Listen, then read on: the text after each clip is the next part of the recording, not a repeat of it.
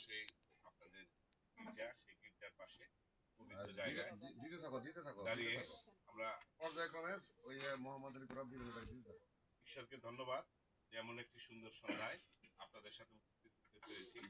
এই জন্য আমার দল বিএনপি এবং আমার নেতা ধানের শীষের প্রার্থী স্বপন ভাইয়ের পক্ষ থেকে, উপজেলা বিএনপির পক্ষ থেকে অভিনন্দন, শুভেচ্ছা। সবাইকে যিশুনার ভালো আছেন সবাই? আমরা কথা ইতিমধ্যে চন্দনদা বলে ফেলছি।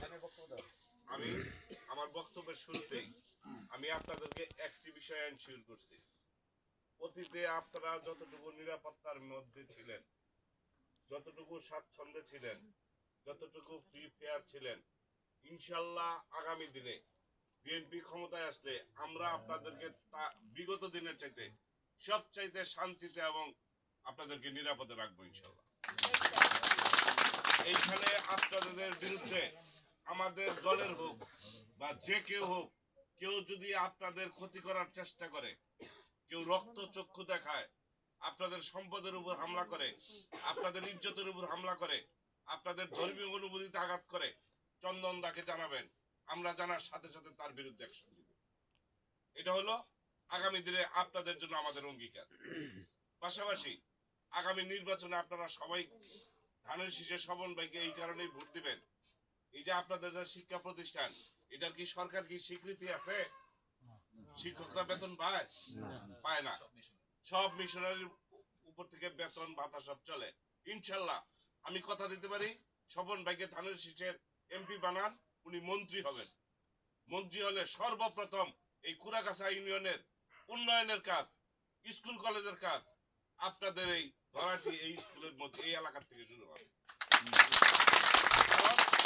আপনাদের ভোটে নির্বাচিত আমাদের একজন প্রতিনিধি আছে আচরাদি, উনি আমাদের সবার প্রিয় মানুষ, আমাদের প্রিয় নেতা ধানের শীষ প্রার্থী স্বপন ভাই অত্যন্ত স্নেহের একজন মানুষ, ওনাকে খুব আদর করেন। ওনার মাধ্যমে আপনারা জানাবেন আপনাদের সকল সমস্যা আমরা সামনে নিয়ে আমরা সমাধান করব। এখন জাতীয় পর্যায়ে, রাষ্ট্রীয় পর্যায়ে আমি আর বক্তব্য দিব না। আপনারা সবাই ধানের শীষে ভোট দিবেন তো ইনশাল্লাহ? এই যে আমার এক দাদা প্রশ্ন করছে যে আমাদেরকে একটা করে প্রশাসন সাথে দিয়া ভোট কেন্দ্রে নিয়ে যাইতে হবে, কোনো দরকার নাই। আপনাদের এইখান থেকে কেন্দ্রে যাওয়ার জন্য আমরা যানবাহন দিব, অটো ভ্যান, যেটা তখন তো গাড়ি ইউজ করতে পারবো না, নির্বাচনে আচরণবিধির সমস্যা আছে। আপনারা সকলে যাবেন, প্রত্যেক কেন্দ্রে সিসি ক্যামেরা থাকবে, রাস্তায় আমাদের দলীয় নেতা কর্মীরা থাকবে, কেউ আপনাদেরকে সামনে দাঁড়াবে না, ইনশাল্লাহ কেউ দাঁড়ানোর সাহস পাবে না। এটুকু বলতে চাই। আমাদের নেতা স্বপন ভাই এমপি হলে সর্বপ্রথম এই মধুপুর ধনবাড়িতে এই আদিবাসী ভাই বোনদের জন্য উনি আপনাদের ভাষা, আপনাদের মাতৃভাষাকে, আপনাদের সংস্কৃতিকে, আপনাদের কৃষ্টি কালচারকে রক্ষা করার জন্য উনি একটি প্রতিষ্ঠান করবেন। উনি ঘোষণা দিয়েছেন উনি আপনাদের জন্য বিরিশিরিতে একটা আপনাদের সাংস্কৃতিক একাডেমি আছে না, ওটা কিন্তু আমাদের নেতা শহীদ জিয়াউর রহমান করছে, এটা জানেন? এই দেশে জিয়াউর রহমান ক্ষমতায় আসার পর সর্বপ্রথম বিডিআর পুলিশে এই আদিবাসী ভাই বোনদেরকে সর্বপ্রথম চাকরি দিয়েছে শহীদ জিয়াউর রহমান। এবং ইনশাল্লাহ আগামী দিনের দেশনায়ক তারেক রহমান প্রধানমন্ত্রী হবেন। আপনারা টিভি দেখেন না, পত্রিকা পড়েন না, তারেক রহমানের জনসভা দেখছেন? তার বক্তব্যে কোন দলের বিরুদ্ধে পেয়েছেন? কোন ব্যক্তির বিরুদ্ধে পেয়েছেন? উনি দেশ ও জাতির পক্ষে কথা বলেন। ইনশাল্লাহ আগামী 12 তারিখ আপনারা সকাল 7:30 থেকে 4:30 পর্যন্ত ভোট হবে। আপনারা কেন্দ্রে যাবেন, আপনাদেরকে নেওয়ার ব্যবস্থা করব, বিজয়ী করেন।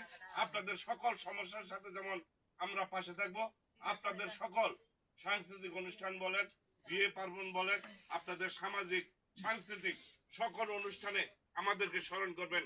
আমরা আপনাদের পাশে থেকে সব অনুষ্ঠানে আমরা সাথে থেকে করে দেবো, যাতে না করে দিতে পারি। আমি আমার আর এইখানে একটা দাবি আসছে, ওই